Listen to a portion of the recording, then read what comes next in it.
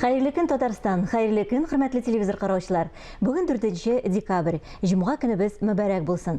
Мин Эльза Әхмәтҗанова һәм тапшыруыбызның иҗат төркеме барыгызга да күтәренке кәеф теләп калабыз. Тапшыруыбызның башында тарихка кирип калган кайбер вакыйгалар турында кыскача булыр. 1946 елның 4 декабрендә Мәскәү автомобильләр заводы конвейерыннан Москвич-400 автомобиле төшә. Сәгатенә 90 км тизлек белән йөрүче машина тулысынча немецлар җитештерүче Opel машинасының күчермәсе була.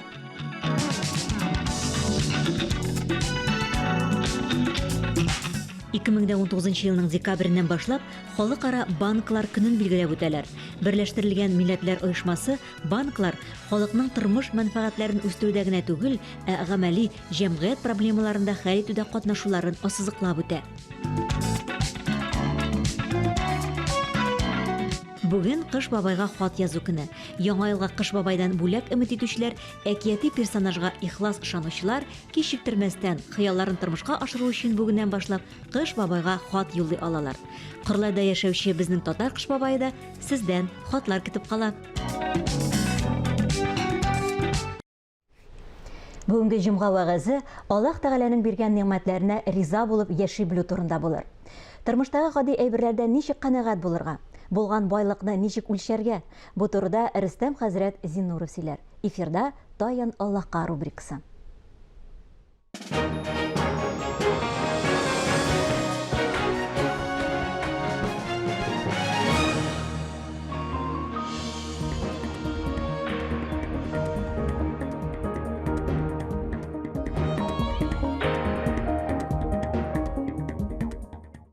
Hürmetli din kardeşler, Esselamu Aleyküm ve Rahmetullahi ve Berekatuh. Bugünkü işraşımızı Allah Subhanahu wa Ta'ala'nın Kur'an'ında aytilgan bir ayetke bağışlap gitesim kile, o da ise فَاِنْ عُدْتُمْ نِعْمَةَ اللّٰهِ لَا تُحْصُوهَا deb aytilgan sözleri. Yani Allah'tan nimetlerin nihatli sona bitirge dileseniz de hiç şeksiz ol, yani Allah'tan rahmetleri sona bitirgesiz. Hemdirsen de hürmetli din kardeşler, turmuşumuzga qarasak, hem Allah Teala bizlerge nihatli nimetlerin, nihatli böleklerin birgenin oylap qarasak, elbette biz onu bir koşanda sona bitire almabız. Qoy bir şakta biz zorlanabız. Qoy bir şakta bu ay bir jetmeyi, diğer ay bir jetmeyi deb aytabız. Turmuşumuzdan riza tugel. Lakin şol vaqtda tireyaqqa qarasak, bizge qaranda min ilish avroq yaşavchilar bikta ko'p. Bilasizmi, mine kındalik turmuşta ko'z ko'ru nimetine, quloq eshitu, siylasha bilu, oyoq bilan atlov, qo'l so'zib aybir ola bilu. Biz bu nimetlerge şu hatta iyalashib bitganmiz. Biz onu hatta nimet deb de tanımayız endi. G'adi bir aybir şekilde bizlerge tuyula.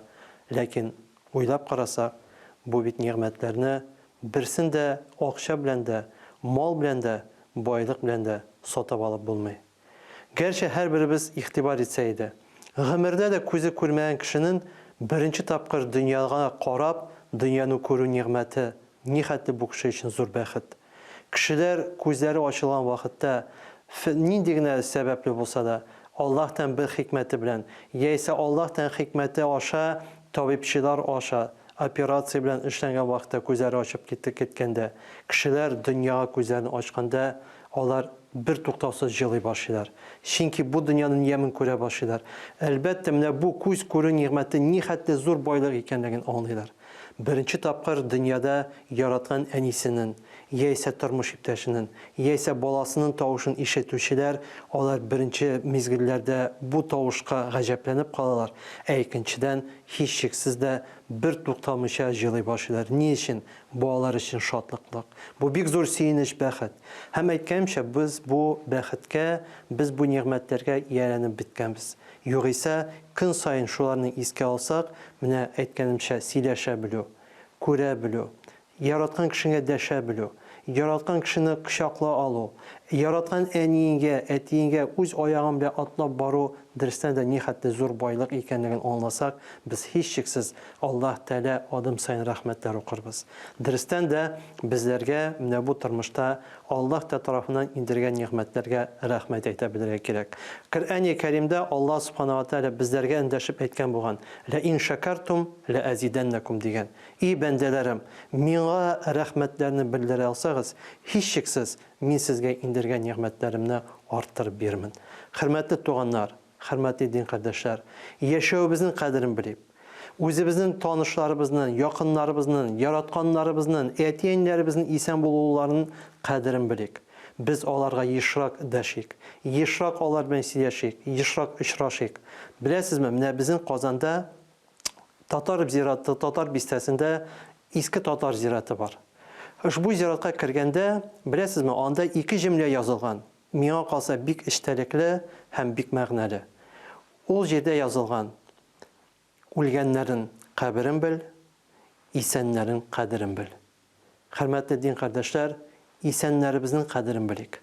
Якыннарыбызның кадерен белик. Сәламәтлегебезнең кадерен белик. Аллаһ тарафыннан биргән нигъмәтләрнең, байлыкларның кадерен белик. Һичшиксез без канәгать булып яши белсәк, бу дөньяда һәм Аллаһ хузурында да бәхетле булырбыз. Олуг галимнәрнең әйткән сүзләре бар. Бәхетнең ачкычлары риза булып, канәгать булып яши белү. Ассаламу алейкум ва рахматуллахи ва баракатух.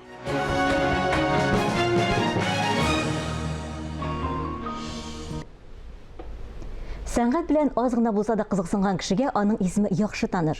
Сүзем театр артисты, музей мөдире, китаплар авторы, нәфис сүз остасы, республикабызның мәртәбәле премиялары лауреаты, Татарстанның халык артисты, атказанган сәнгать эшлеклесе Луара Шакирҗан турында. Бүген ул студиябызның кунагы.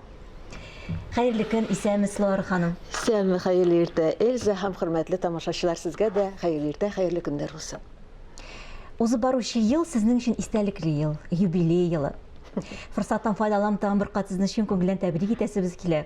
Рәхмәт, Эльза. Әйе, быел инде әллә юбилейлар елы дип истә калыр, әллә башкача истә калыр. Безнең театрда бик күп юбилей елы менә бу нольгә беткән. 15ләп юбилейларыбыз, ләкин әле аларның яртысыннан күбрәге кичектерелде. Ничек булса да булыр дип ышанабыз. Тормышлар яхшы якка үзгәрер дип барыбыз да көтәбез. Авылда туып үскән, шәһәрдә үзенең урынын тапкан, зур дәрәҗәләргә ирешкән менә бу авыл кызының барлык хыяллары да тормышка ашты микән? Һәм гомумән сез хыялый кешедер инде. Әйе, хыялый инде. Каядыр иҗат белән шөгыльләнгән кеше, сәнгать өлкәсендә кеше хыялсыз була алмыйдыр ул. Беләсеңме, менә бу соравыңа тиз генә җавап бирсәм шул, мин кичкенә вакытта бик радио тыңларга ярата идем һәм чынаяқны менә болай куеп, тыңлагыз Казан сөйли дип уйнап, беләсеңме, менә ул минем бик яраткан бер уеным иде. Һәм менә гомер буена кулдан микрофон төшмәде. Радио булсын, телевидение булсын, сәхнә булсын. Шуңа күрә мин бу зур хыялым, балачак сабый хыялы тормышка ашканга шөкер кылып яшим. Калганнары да шулай әкрен-әкрен хыяллар тормышка ашкан. Ашмаганнары да бардыр инде, ансыз да булмый тормыш бит. Телләрендә сандугач сайрата дигән бик матур бер әйтем бар безнең халыкта. Менә ул нәкъ сезнең кебек кешеләр турында әйтелгән шулай бит. Ә сез үзегез бай дип әйтәсез, үземә күбрәк нәфис сүз якынрак дип әйткәнсез идегез. Ни өчен алай булды? Ул инде кичкенәдән шушы сүз дөньясында, мәгърифәт дөньясында әтиәнием дә, укытучылар, алар әни мәсәлән минем гел сөйләгәндә мәкаль белән сөйли иде. Мин гомер буена ниндидер мәкаль ишетсәм, кара, мин моны әнидән беренче тапкыр ишеткән дип истә калган. Хәзер ул нәрсә юк бит инде мәкальләр белән сөйләшү. Әти дә үзе дә шигырьләр яза торган, бик нечкә күңелле математик булса да шундый гаилә. Бездә һәрвакыт газета, журналлар, без кичкенәдән инде әле мин укырга кергәнче үк сәхнәдә сөйләүләр, биюләр белән шулай итеп менә бик яраттым сүзне. Ул инде табигатьтән дә бирелә, июньдә туган кешеләргә шундый сәләт бирелә дигәндә укыганым бар. Шуңа күрә менә нинди дә булса бер талантны бирә бит Ходай инде. Сөйләү шулай миңа теге бик күп алып барасың, ничек армыйсың сәхнә артында нәрсәләр. Мин әйтәм, юк, миңа сүз, радиода сөйләүләр, сәхнәдә сөйләүләр, алар миңа чәй эчкән кебек рәхәт. көнчыгыш илләрендә бит сүз белән дәвалау да бар ди. Шулай бит менә Әлбәттә, сез дәваласагыз сүз белән һичшиксез зур шулай ук дәрәҗәләргә ирешкән булыр идегез. Миңа бер врач, экстрасенс дип әйтергә дә була, әйткәне бар иде, бергәләбегдәге сүз белән татарча шушындай бер сеанслар оештырыйк дип. Бик кызыклы булган булыр иде, ләкин бүленеп бетеп булмый. Берәү генә бит аңа вакыт кирәк булачак, аңа үзеңне бик нык багышларга кирәк. Сүз белән дәвалау дөрес, сүз белән үтерү дә була, сүз белән дәваларга да була. Сүз без әле кадерен белеп бетермибез. Сүзнең аның көче бик зур. Кем нәрсә сөйли, ничек сөйли, ихлас сөйлиме, менә алар барысы да кеше тыңлаучыга бик тәэсир итә. Луар ханым, без бит сезнең белән күпме дәрәҗәдә коллегалар да. Инде менә берничә тапкыр әйтеп киттегез. Радио дибеме, радио, телевидение сезнең алып барган тапшыруларыгызны без барыбыз да беләбез, бик яратып карыйбыз, тыңлыйбыз аларны. Бу өлкәгә килүегез менә ничек булды? Бу өлкәгә студент чакларымнан ук килеп эләккәнмен икән инде мин һәм гомер буе. Госман Аби Әхмәтҗанов дигән режиссер, радио режиссеры бар иде.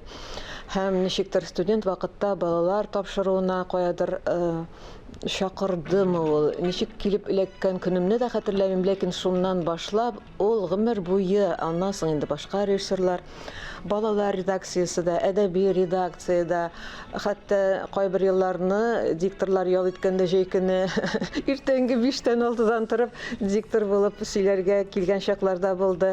Менә шулай итеп бара инде, һаман чакырып торалар, килеп торам. Әле дә шундый менә bir кытлаган вакытта миңа әйткәннәр иде, синең язмаларың, фондтагы язмаларны сузсаң, җир шарын әйләндереп алырлык километрлар дип. Рәхмәт, инде аларның күбесе саклана, кайвакыт биреп куялар да. Кара, мин нәрсә сөйләгәнмен, нинди хикәя, үз тавышымны үзем танымыйм, хәтта шундый яшь матур тавыш.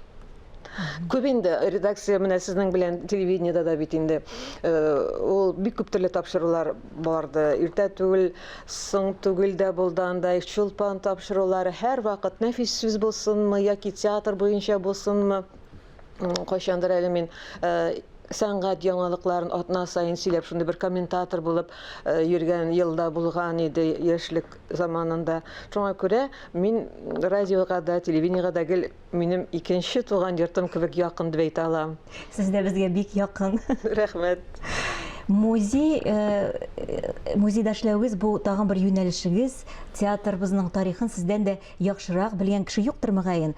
Җитәкчелек итү белән бер вакытта шулай китаплар да бастырдыгыз театр тарихын бәйләп. Әйе, безнең хәзер театр тарихына багышланган 3 зур энциклопедия, калын китаплар бар. Анда йөзләгән спектакль, анда гомер буе театр тарихы буенча эшләгән каядыр 500 персона дибез инде шәхесләрнең рәсемнәре, биографиялары.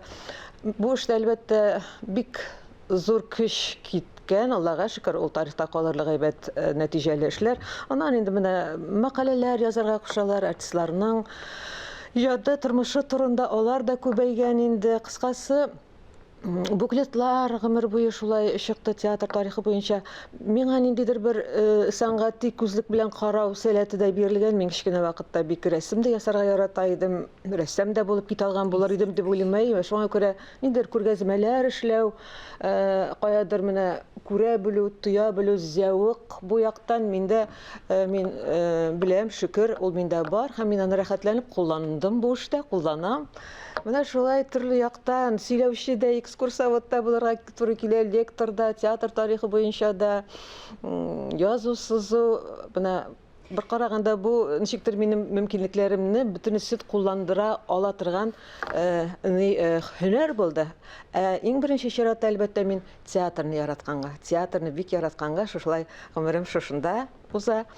Театрны һәм кешеләрне яратканга, миңа калса, безнең чит төбәкләрдә яшәүче татарларыбызны сезне үзләренә чакырып алганнар.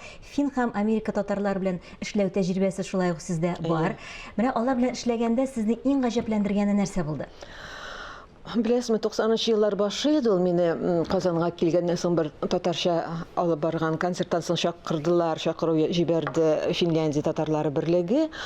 Һәм анда барып менә шул яшьләргә татарча өйрәтергә, спектакльләр куярга дип инде Мине алар ел сайын чакырып, мин каядыр 4-5 спектакль анда куйдым. Ул әзер спектакльләр белән Америка татарлары чакырды. Нью-Йоркка бардык. Бу бик матур сәхифәләр булып минем калган. Алардан мин беләсезме, беренче чиратта мин алардан каядыр дин белән бик нык алар аркасында шушы өйгә керештем. Алар белән бергә ураза тотып, бергә намазлар укып шунда өйрәндем. Ул вакытта шаккатырлык нәрсәләр бик күп иде, чөнки бездә бер нәрсә булмаган, шундый авыр чорда мин бөтенләй җимәгә килеп кергән төсле булдым. Әмма иң беренчесе аларның шул кадәр читтә ничә еллар яшәп тә үзебезнең телебезне белүе, кызыксынуы, гореф-гадәтләрне белүе һәм динле булуы. Әмма һәм шуннан чыгып инде тәртип, пөхтәлек, төгәллек, шәнлек, булдыклылык, алардан күп нәрсәгә өйрәнергә була. Каядыр өйрәндем дәдер инде.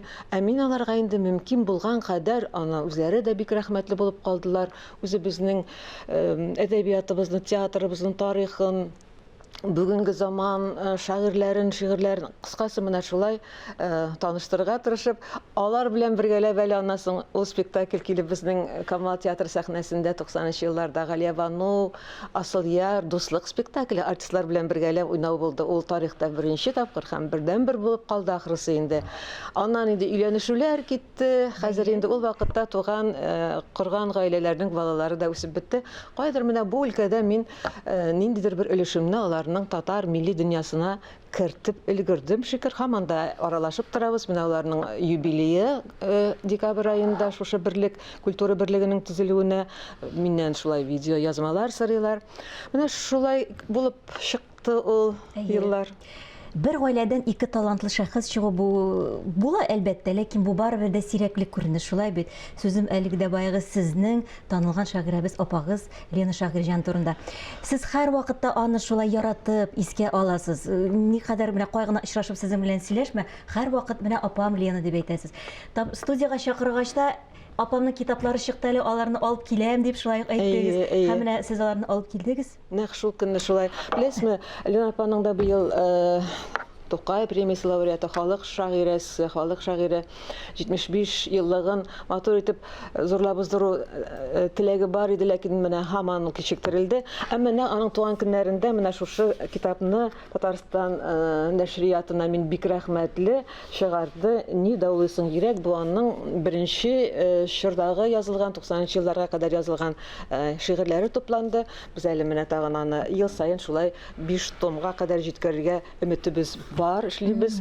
Әлбәттә, бу уңайдан минем әйтеп китәсем килә махсус, хәтта беләсезме, ярдәме теге хуплау сүзе булмаса, китап чыгарулар җиңел түгел. Алар бүгенге көндә теге мин уйладым да чыгардым гына түгел. Президент каршындагы Татарстан президенты каршындагы мәдәнияткә ярдәм фонды бар, аның җитәкчесе бар, бик зыялы әдәбиятка гашыйк гаиләдә үскән кеше ул безнең Әсгать Әхмәтович, һәм анда эшләүче Нурия ханым. Менә аларның хуплау сүзе белән дә безнең нәшриятыбызда нәшриятка аерым рәхмәт, чөнки әле алар белән чыкты, беләсезме, инде монысы инде минем үземә бик кызыклы тоелды. Шушындый бер балалар өчен аудио китап. Анда һәр биттә бик матур кыска гына шигырьләр, бик матур рәсемле, һәм шунда инде һәр бер нокта бар менә монда. Шуңа бассаң, анда минем тавыш белән шигырь укыла башлый. Әйе, буларны тыңлап торабыз. Яңратыр иде әзгенә без сөйләшкән арада гына, әйе. Кызык булыр иде ишетеп китүләр. Тубыбыз. Матурыбыз. Менә шулай итеп. Моны аларга була, алар чыкты. Китап кибетләрендә. Беләсезме, бу сүзне саклап калу, телебезне саклап калу, менә матур сөйләм үрнәкләре шулай бит. Бу әле киләчәктә булыр. Менә без аудио китаплар да яздык. Татарстан китап нәшриятының бик зур эшләре, безнең халкыбызның рухи дөньясын баетыр өчен эшләр эшлиләр. Алар бик рәхмәт аларга. Менә инде монысы пандемия көннәрендә өйдә утыруның бер бер бик файдалы ягы булды миңа. Моңа бик күп хезмәт кирәк. Лена апаның төрле елларда язылган шигырьләреннән 500-дән артык бит. Бу инде рухият нәшриятына мең рәхмәт моның өчен. Менә шушындый цикл бар иде. Шагыйрьләребезнең иҗатын, шигырьләрен туплаган Кызыл тышлы китап. Нәкъ шулай итеп 75 еллыгына бу инде җылы кирәк моңга да дип атадым мин. Бөтен бүлекләргә исемнәр биреп, кайсы шигырьләрне сайларга барсы белән менә шулай баш күтәрми. Пандемияның да файдасы була икән Файдасы булды миңа, вакыт җитмәде хәтта ул көннәрдә. Менә шулай итеп булар минем сөенечем бу көннәрдә әле. Әйе. Бүгенге көнегезне безнең белән башлаганыгыз өчен бик зур рәхмәт сезгә. Иҗади хыялларыгыз барса тормышка ашсын. Амин. Сез безгә шундый матурлык өләшәсез. Бик зур рәхмәт сезгә. Исән булыгыз. Сезгә дә шул ук теләкләр, Эльза һәм халкыбызга да исәнлек, иминлек теләп калам. Күрешүләргә кадәр. Ә мин Эльза Әхмәтҗанова сезнең белән саубуллашам. Һәр көнегезне бар тик матур уй-фикерләрдән генә башлагыз. Исән, имин булыгыз.